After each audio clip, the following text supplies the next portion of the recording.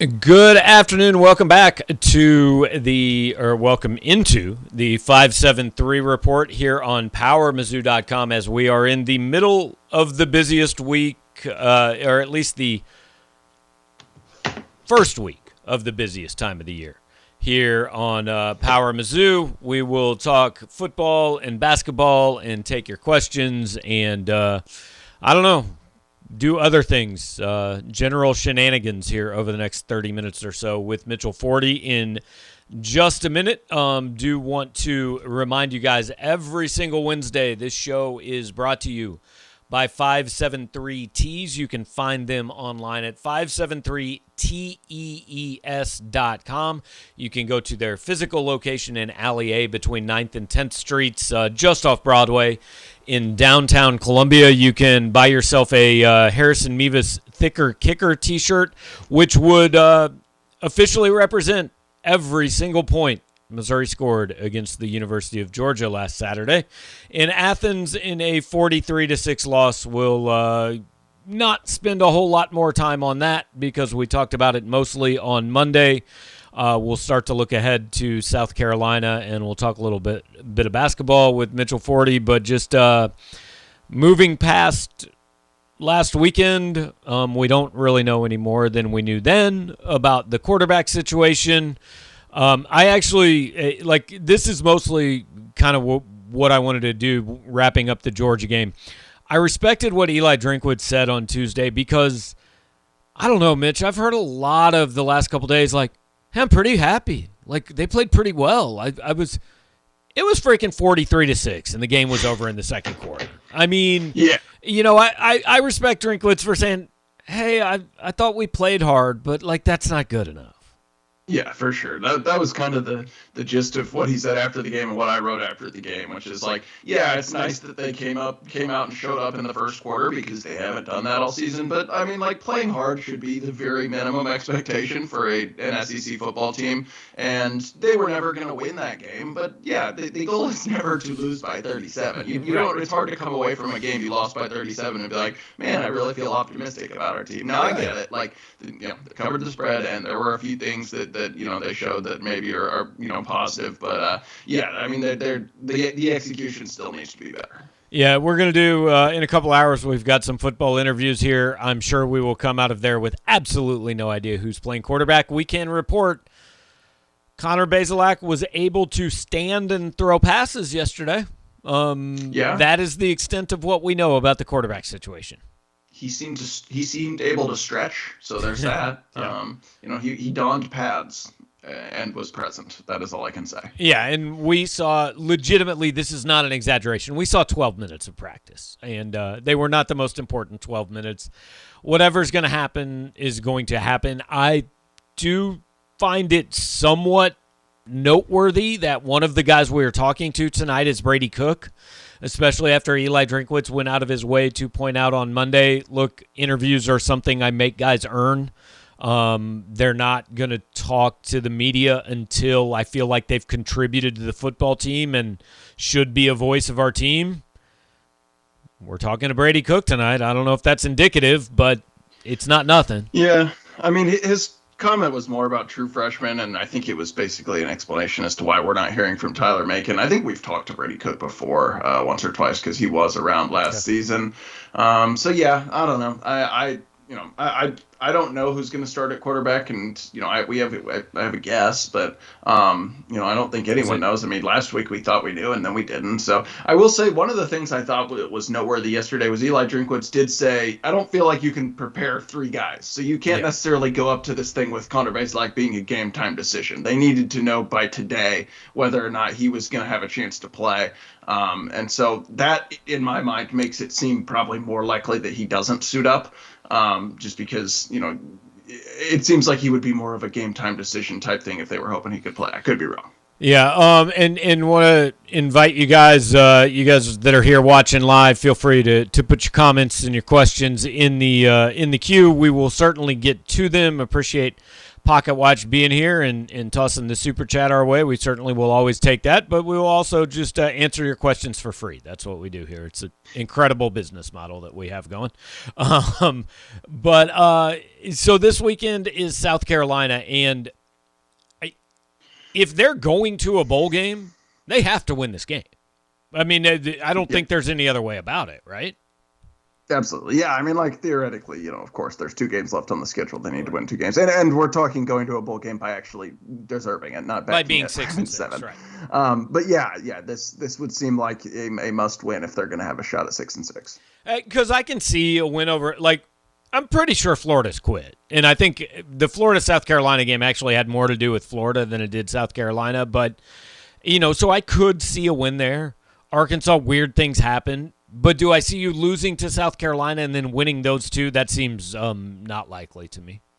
Yeah, I would completely agree. And I will say, like, Florida has quit, and there's definitely a chance they roll into Columbia just absolutely apathetic. But there's also a chance that, I mean, their players aren't dumb. They're reading the media all week. I'm sure they understand, like, hey, if we keep losing, our coach is probably going to get fired. Maybe they like their coach. I don't know. I know a lot of people don't, but they also might show up and play hard. I'm not sure they like him, to be honest, though.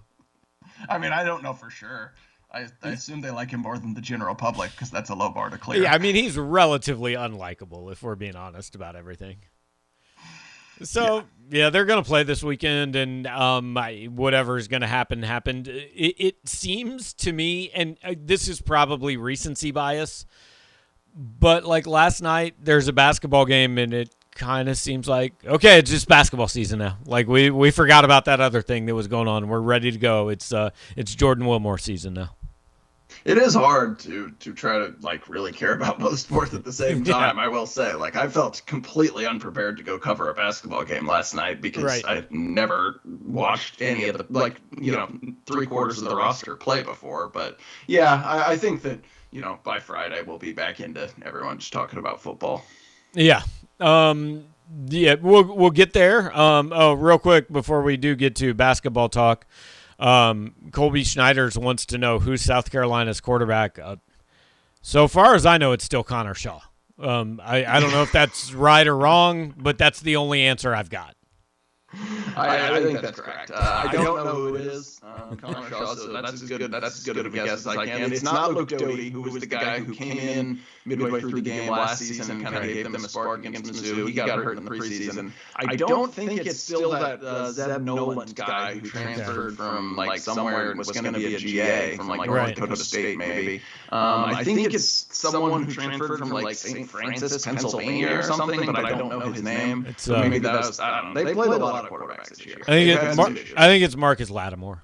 That's their quarterback. I think it's safe to say that Missouri is going to need to stop the run again this week. I think they'll see a lot of that. Yeah, fair to say. I think that's safe to say pretty much every week. Robert wants to know any more clarity on wide receiver snaps and why Boo Smith can't be on the field. I mean, as I said I don't know, somewhere. I say things a lot of places, but I said somewhere. I mean, the ultimate answer is to why does this guy play and that guy doesn't play is always because the coach thinks this guy gives him a better chance to win. Right now, Eli Drinkwitz thinks his best chance to win games is Barrett Bannister, Towski Dove, and Kiki Chisholm. And now I will admit to being in the camp that thinks I feel like maybe that's a little bit concerning that all these guys that we're hearing about can't beat those guys out for any snaps. But that's more of an issue for next year than it is for this year because right now, those are the guys that Drinkwitz thinks need to play. Yeah, a few things there. One, I will say there was a time, I don't know when it was, after maybe 3 or 4 games this season, maybe after North Texas, I don't know, when Drinkwitz did kind of say, like, yeah, we've been trying to get a ton of different guys out there. We probably need to shorten up the receiver rotation a little bit because, it's hard to basically substitute your entire wide receiver core every play. Like, you can't, it's hard to get in rhythm, hard to get going tempo-wise. And also on the Boo Smith thing, I would guess, and it's like the ultimate answer, like you said, is the coaches just don't think he gives them the best chance. I mean, I feel like they feel like the coaches probably think he has 1 or 2 things that he does very well, namely running past people.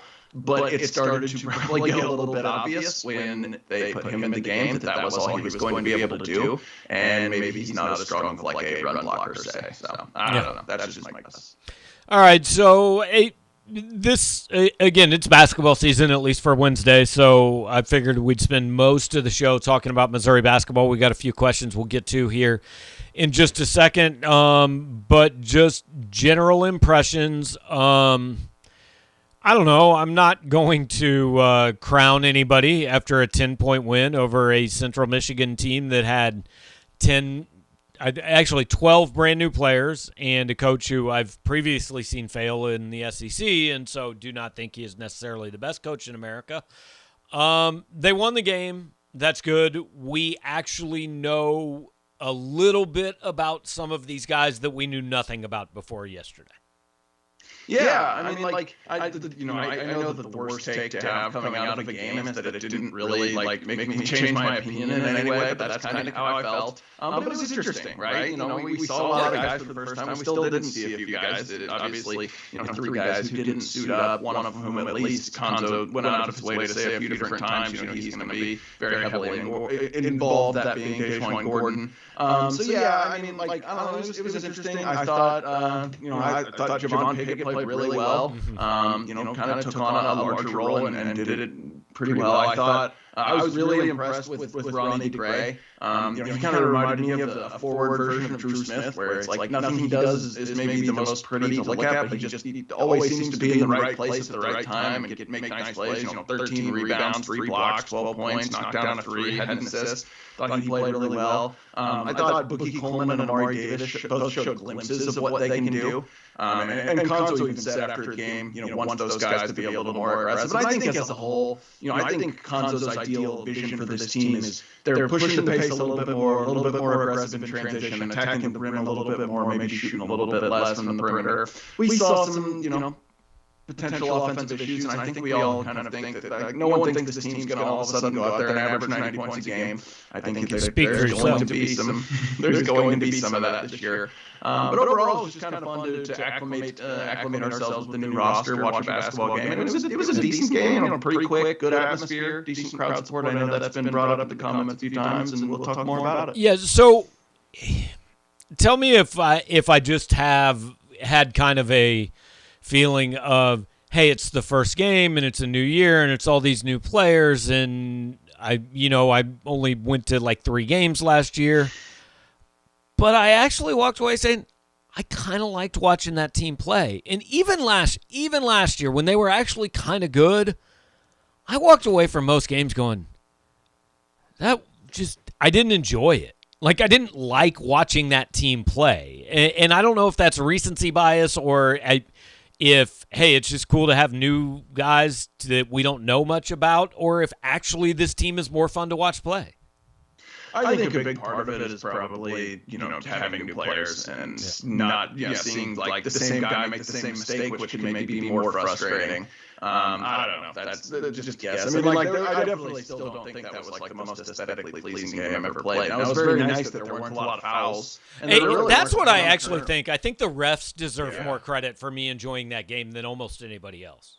Yeah, and then also nice, there weren't a ton of turnovers for both teams being basically brand new. Zero video reviews. Yeah, it was fine. I'm not gonna act like we just watched like the reincarnation of UCLA Gonzaga from the Final Four. Well, but it was but it was fun to watch a basketball game in person. Ringing endorsement there, no question. So, all right, so I hate to make these things completely attendance based, but it kind of was the story of last night. And Pat says, were you shocked at student attendance? I mean, I was. Like, we joked, I don't know, maybe 10 minutes before tip-off, we're like, hey, there's a good 200 students here. And then all of a sudden, they just kind of started coming in, and they moved down, and they kept filling in. And look, the rest of the arena should not be proud of how it was represented last night. But the student section absolutely should be, and that is a clear directive from Konzo Martin, and I think more from Desiree Reed-Francois. She said since taking over this job, hey, we want everybody to come to the games. We want the fans, the boosters, all that.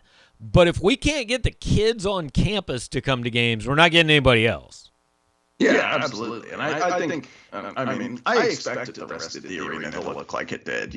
It's a Tuesday night, middle of the week game. You're really when no one has started to care about basketball season yet against Central Michigan. Like, that's not a good recipe to bring in a lot of people. But yeah, it's smart. Like, if you can get, students live within walking distance of the arena. They're right down the street. They can usually spare, 2 hours on a Tuesday night if it's fun and they think their friends are going to be there. And so I don't know if there was like incentives offered or if it was just made more awareness of the game. But yeah, it was really cool. And I thought they brought good energy. I mean, I thought it was noticeable. And a lot of people have said, well, like, did we pay him to go? I don't know. If so, good idea. Pay him more, right? Like, literally tell them if they come to a basketball game, they get football tickets or they get you probably can't give away, like, drink tickets at Harpo's or anything, but, like, give away something. Cool, whatever. Get them in the building. Yeah. The rest of it doesn't matter. And Case then kind of points out the opposite side, which was the rest of the arena, less full. But look, I mean, it was Tuesday night against Central Michigan, and truthfully, I think a lot of people had no idea it was college basketball season before yesterday morning. And that's not just in Missouri, that's everywhere. I mean, they start the season too early. So I'm not going to overly judge people. 7,200 people for that game was pretty good. And this fan base has been eroding for a decade. It's not going to be fixed in a week. Yeah, absolutely. I mean, we haven't seen, a football crowd top 50,000 like that. That's probably the bigger concern right now than, a midweek November basketball game. So yeah, it's a process. Getting the students, I think, is a good start. So, okay, I got to post this just because I am fascinated by why people are so interested in this subject. We talked about this last night, and I do not mean to denigrate the fine names of Adam Wolf or Brett Rao or Jarrett Sutton or Jed Frost going back to the early 90s or Chip Walther or anyone else who has walked onto the Missouri basketball team. My guy Trevor Glassman. That's my favorite walk-on. Also that guy, yes. But the Magic Man wants to know, does the basketball team have any walk-ons? And if they do, who are they? Okay, so we can get into who they are, which is we have absolutely no idea. But they do have a couple. But I just, like, basketball walk-ons, there aren't stories like Tommy Saunders or Colin Brown or Michael Cox in basketball. I don't want to say there aren't. Once every few years, maybe somewhere in the country, there is one. But literally, I don't think there's ever been a Missouri walk-on in basketball who, like, went on to be a really good player, right? So I kind of really don't understand what the fascination is with basketball walk-on. So maybe you can help me out. No, I mean, I don't understand either. The answer to the question is there are two walk-ons who practice with the team. I don't know their names or anything about them, and they didn't even dress last night when Mizzou literally only had 9 available players. So I don't think they're going to factor into the rotation this season. I don't really. I mean, like, I don't know. I guess I understand, like, occasionally they could get on the floor and fans just kind of want to, I don't know, I guess know who's on the team or something. But yeah, like, there's zero chance that they will ever play meaningful minutes unless, I guess, I don't really know what would have to happen, like COVID outbreak. But even then, I'm pretty sure everyone's vaccinated. So, like, I don't know, meteor hits like the gym when everyone else is practicing. Like, I'm struggling to find a scenario. It would take major injuries. I just want to point out that Pat M knows more about Missouri basketball walk-on history than anybody. I don't want to post all these comments. I just want to read them. Adam Wolf is the GOAT of Mizzou basketball, and Jarrett Sutton is on the broadcast. Can I get a Jimmy Barton shout-out? Trev Glassman currently doing comedy in New York City shout-out. Yeah. That's impressive. I'm very impressed that he knows so much about walk-on. Maybe he is a former walk-on. I don't know. It's like 12 years or like a manager or something. Maybe like a former student. I don't know. Pat M, tell us, do you just love walk-ons or what's the deal? I'm curious. It was like 12 years of Mizzou walk-on history in 4 comments. So amazing. Way to go. Pat M, appreciate your knowledge. We don't have any idea who they are. They're not going to play. But Missouri did play last night, and that was a fine thing. And I don't know. I mean, next game is Kansas City on Monday. I still don't really know if it's UMKC or Kansas City. The schedule says Kansas City, so I'm going with Kansas City. There you go. Pat M says he is a former manager, so that's how he knows that's how he knows all the walk-ons. But then they play Northern Illinois next Thursday, and that's really the last chance Conzo Martin has to, okay, let's kind of experiment and see what we got here. Because then they go SMU and either Loyola or Florida State and Jacksonville, and then the real games start. Like, there's not a lot of tune-up time for this team. He's got another 2 games to kind of figure out the rotations and get things going. Yeah, there's not a lot of time. I will say, actually, the more I kind of thought about it, like, this schedule is hard, but at least I think it's shaped up decently, because I think it's good to have 3 or 4 games very early against some, definitely like teams you should definitely beat, because I do think there's, going to be some growing pains. And we saw a little bit of that last night. I mean, like, Central Michigan switches to a zone. Conzo Martin points out, they don't really see zone in practice because Mizzou doesn't run zone. No one really has any idea what to do. He mentioned like Yaya Keita and Anton Brookshire. Game's moving a little fast for them. No surprise, first college game. So I think it's good to give yourself a chance to acclimate a little bit in those games. But yeah, they gotta figure it out decently fast, because the schedule ramps up pretty quickly and dramatically. Yeah, and we'll see where it goes. I do want to point out Northern Illinois, I believe, beat Washington last night. I have zero idea if Washington's supposed to be good at basketball. I know they can't play offense in football, so maybe they can't play offense in basketball either. But, Northern Illinois beat them, so that's a thing. I don't know. We're in the crossover season. We've got plenty to keep us busy, and now I just feel like we're kind of waiting for something interesting to happen. I don't really care which sport it is. We just need something interesting. Yeah, I mean, we've kind of got the quarterback thing, but we're really in a holding pattern there, so I kind of agree. Should we talk about Jordan Wilmore? I don't know. There's been a lot of chatter about that since the game. That's probably the most interesting thing, which is not saying a ton. Here's what I'll say about Jordan Wilmore. Credit to dude losing 70 pounds. We'll see where it goes, right? I mean, I've got no desire to bury a kid after one game. I've also got no desire to be the white knight fighting for why it's clearly a good use of a scholarship and he's going to turn into Big Country Reeves anytime in the next day. That's a real stretch. I mean, I would just say, like, let's give it some time. They only had 9 available players last night. He only played 13 minutes and probably should have played less. But I would not be surprised at all going forward if I think he'll play in pretty much every game. He may even start in every game. Like, if nothing else, to get that opening tip. That's huge. But I don't think that he will play. Like, he could start and play like 1 minute or 5 minutes or 9 minutes like that Connor Vanover kid at Arkansas did last year. And then in the occasional mashup where you need him, maybe he plays more like 15 to 20. But I don't know. That's maybe my guess. I also don't know, because Conzo Martin does somewhat weird things with his lineup, and he really likes to have a tall man on the floor. So we'll see. So Kyle wants to know, and we're going to kind of wrap it up with this. Would you get a rebound if you were 7'3"? I feel like I would, but I really am much more interested in just, have you ever thought what it would be like to go through life at 7'3" tall? Like, that's crazy, man. Yeah, I mean, really, it would be pretty inconvenient. I mean, it's good to get your college paid for and, play basketball and all that. But, like, I don't know. I feel like I'm pushing the limits of, like, how tall, like, society is meant for someone to be, because, like, I barely fit in airplanes. I have to duck going through some doors sometimes. Like, if you ever go over to Asia, like, I don't fit on any chairs or through any doorways over there. So, like, 7'3" would be a real challenge. The last doorway I had to duck through was on a Little Tykes play set, I think, in like 4th grade. There's not many I have to duck through, but like, going down to a basement sometimes, you got to watch out.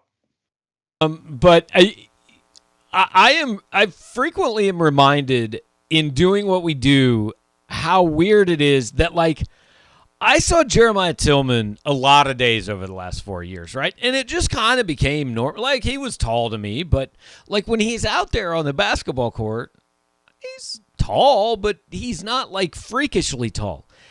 And then over the summer, I saw Jeremiah Tillman walking around downtown Columbia, And it's like seeing a freaking giant out in public. Like, you don't understand how big these dudes are until you see them out around all of the normal people that are not that big. And so if I saw Jordan Wilmore, like, eating at billiards one time, I think you would just go, oh, my God, that's the biggest human being I've ever seen.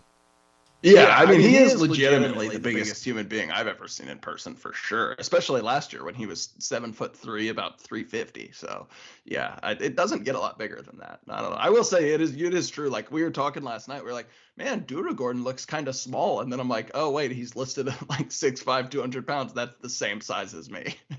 Right, yeah. But out there, among those guys, he looks very small. So, I don't know. I don't see a lot of guys my size out there is all I know. So that's true. That's hey, just, that little guy from Central Michigan made some nice shots, Jermaine Jackson. I don't know if he's quite your size. He's a little bigger, but, I mean, he played well. I feel like he's more athletic than me. I could be wrong. You're selling yourself short. Okay. I feel like that's an excellent place to end it. So we got football interviews coming up.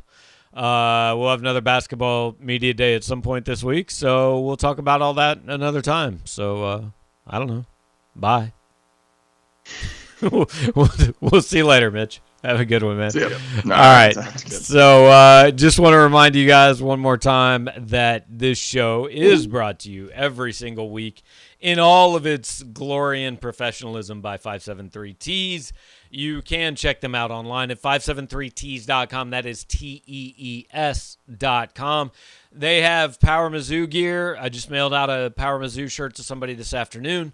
They've got Mizzou gear. They've got a lot of Mizzou players gear. Daniel Hawthorne and Harrison Mevis and Realist George and some other guys getting some NIL stuff done down at 573 Tees.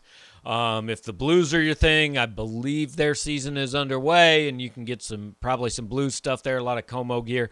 Basically anything you want. Go to 573tees.com, check them out. Maybe on game day, hey, it's a 3 o'clock game on Saturday. Maybe you come in a couple hours early, go have some dinner downtown, and check out their shop between 9th and 10th Street in Alley A. Certainly would encourage you to do that. Appreciate you guys being here. Before you leave, if you're watching on the live stream, hit the like button. If you're listening on the podcast, leave us a nice review, say some kind words about us, and we will talk to you tomorrow, previewing South Carolina.